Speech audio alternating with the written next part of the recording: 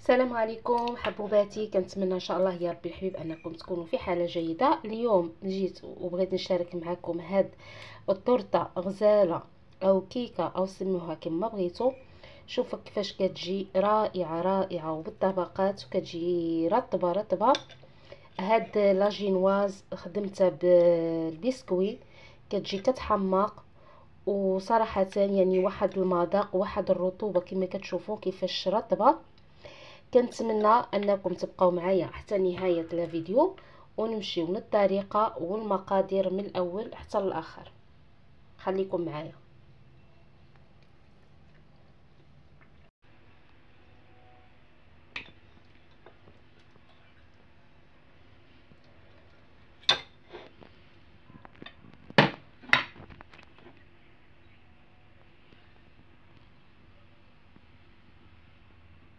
غنبداو المقادير على بركه الله. عندي هنايا علبه كامله بسكوي يعني كيكيس اي نوع اللي عندكم كتستعملوا على بركه الله.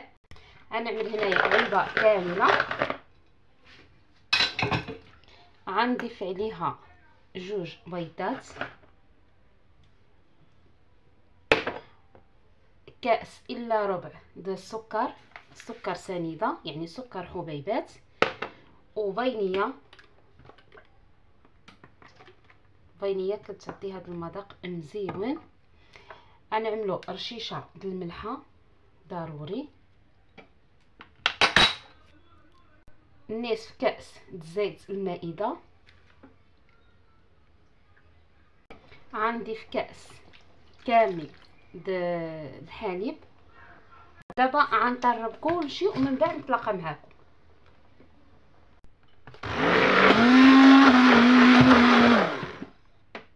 كيف كتشوفوا من بعد ما طحنت الخليط كامل ديك كيكاس والسكر وبيضات الزيت الحليب، هانتوما كتشوفوا راه كتجي كيكه عاديه. كتشوفوا الخطوط. دابا غنزيد خميره بيكن باودر وغنزيد 2 معالق د الكاكاو المر. دابا غنزيد الكاكاو كما قلت لكم، الكاكاو المر او الكاكاو الخام.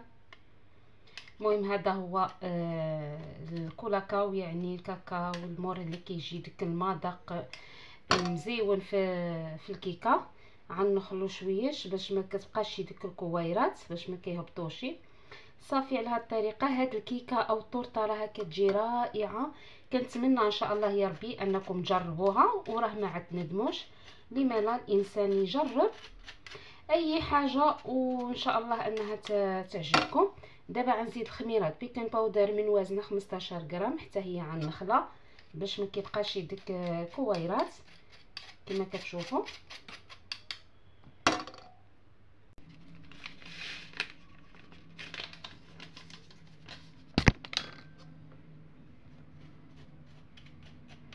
ومن بعد غنشعل الفران على 170 درجه وغنطيبها غير من تحت. غنشعلها غير من تحت، غنحطها في الرف الوسطاني وان شاء الله نتلاقاو من بعد في الطبقه الثانيه. وخليكم معايا ما تمشيو فاين حتى تكملوا الطريقه من الاول حتى الاخر وتستافدوا وتفيدوا وتبارطاجيو مع الاهل والاحباب لما لا كيتعمل فائده على الجميع. صافي دابا غنطرب عاوتاني ومن بعد نخوي في المول. صافي من بعد ما طربت الخليط كامل كما كتشوفوا كيجي السمك ديالو على هاد القوام ديالو على هذا الشكل هذا. هانتوما كتشوفوا يعني كانها كيكه عاديه. ودابا غنخويها في المول ونتلاقى بكم. دابا غندهن هاد المول بالزبده باش ما يلصقليش، ونرشوا شويه د كولاكاو غير كولاكاو العاديه اللي كنعملوا لوليداتنا وصافي. وعاد نكبوا الخليط باش ما تلصقناش الكيكه ديالنا على هذا الشكل هذا. يعني كندهنوها كامله.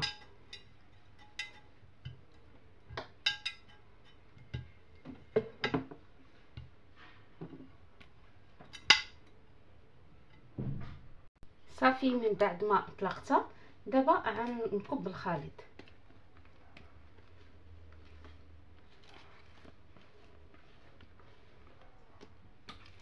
واحد الريحه غزاله غزاله ديك الكاكاو والكيكاس يعني البسكوي كيجي واحد الرائحه ما شاء الله. كنتمنى ان شاء الله يا ربي انكم تجربوها. هاد الكيكه او التورته راها كتجي رائعه رائعه، وكنتمنى ان شاء الله يا ربي انني نكون عند حسن الظن ديالكم. وما تنساوناش من لايكاتكم والتعاليق ديالكم اللي كتحفز. وشكرا على اي حاجه كتعملوها، سواء لايك سواء تعليق سواء. بعد ما خرجت الكيكه كما كتشوفوا الكيكه غزاله ورطبه وهشه، وجا السمك ديالها طالع كيف كتشوفوا. دابا غنوجدوا الطبقه الطبقه الثانيه، عفوا ماشي الطبقه الاولى، ونتلاقى بكم. كيف كتشوفوا راها جات رائعه رائعه رائعه ومنفوشه خفيفه. شوف لا جينواز كيفاش عامله، راها رطبه رطبه يعني ما شاء الله. كما كتشوفوا الكيكه ديالنا راها طالعه وغزاله، جات منفوشه ورطبه. دابا غنتقبها كامله باش نسقيها ونعمل الطبقه الثانيه. هانتوما كتشوفوا كيفاش رطبه يعني ما شاء الله. كنتمنى من كل قلبي انكم تجربوا هذه الوصفه. انا اي وصفه لو ما كانتش عندي ناجحه ويعني وعجبتني وعجبت يعني المقربين وعجبت وليداتي، فكونوا على يقين انني مستحيل انني نعملها في القناه. دابا جبت هنايا كاس د الحليب، بغيتو كتنكهوه بشي حاجه، ما بغيتوش كتعملوه عادي. انا عملت غير كاس د الحليب بارد على حسب كيكه سخونه، والكاس د الحليب خصو يكون بارد على هاد الطريقه هذه. صافي دابا غنخليها تتشرب شويه وغنعمل طبقه الثانيه. نضيف 3 معالق د السكر والنشا والحليب. هنا عملت السكر، غنعمل نصف لتر د الحليب يعني 500 ملي د الحليب.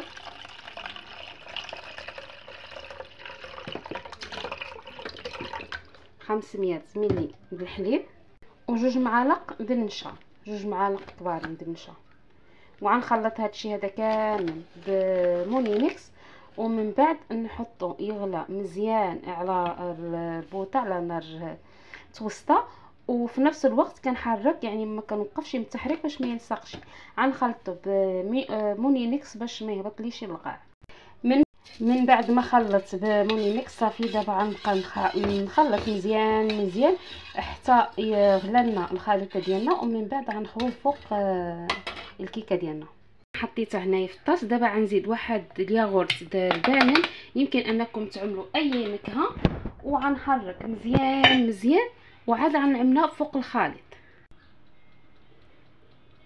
دابا غنكبوا الكريمه ديالنا ونخليوها في الثلاجه حتى تبرد. غنخليوها اول حاجه برا خارج الثلاجه حتى تشبر لنا راسها تبرد مزيان، عاد ندخلوها الثلاجه.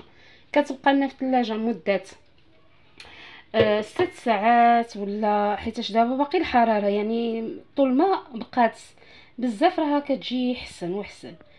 صافي انا ما نحتاجش دابا يعني غنحطها على برا شويه حتى نكون نعس، عاد نعملها في الثلاجه عاد تبات، وغدا ان شاء الله يا ربي عاد نعمل لها الطبقه الثالثه.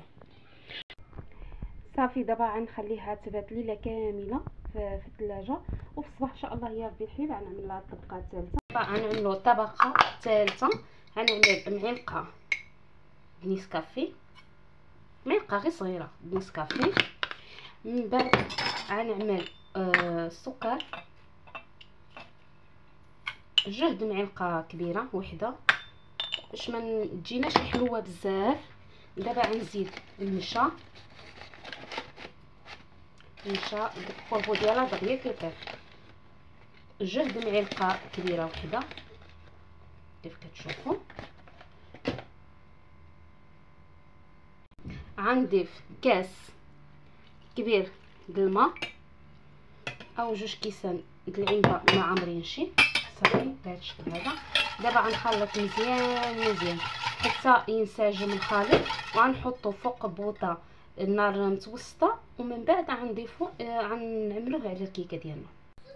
دابا الكيكه ديالنا من بعد ما خرجناها من الثلاجه كيف كتشوفوا انا خليتها ليله كامله. دابا نزيد الطبقه الثالثه. جبت هنايا كيكيس د اللوتوز باش كيجي منظر مزيون. بغيتوا انكم تخدموا الطبقه يعني الاولانيه اللوتوس كتعملوها، بغيتوا تعملوا غير كيكاس كما عملت انا كتعملوها. المهم اللوتوس كيجي رقيق، كيجي الشكل ديالو يعني مزيون. المهم كنستفوه على هذه الطريقه هذه، كيجي مقادر. نحاولوا اننا نكبوها في المعلقه باش كتبرد لنا شويه صافي، وغنديها الطبقه كامله على هذا الشكل هذا. كنتمنى بان الشرح يكون واضح على هذا الشكل هذا.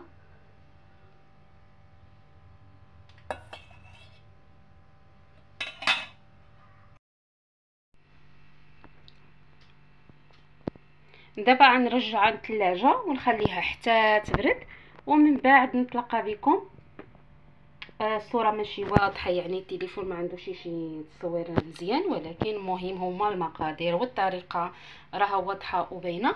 كنتمنى ان شاء الله يا ربي انكم ما تمشيو فاين وخليكم معنا حتى تبرد الكيكه ديالنا او التورته وندوقوها كاملين بينا. يلا دابا غنشوفوا الكيكه ديالنا او التورته ديالنا كيفاش جات من بعد ما شبرت ديك القوام ديالها. هانتوما كتشوفوا كيفاش جات رائعه رائعه. كنتمنى ان شاء الله يا ربي من كل قلبي انها تكون عجبتكم. كما كتشوفوا الشكل ديالها راه كيشهي. ويلا نقطعوها مع بعضياتنا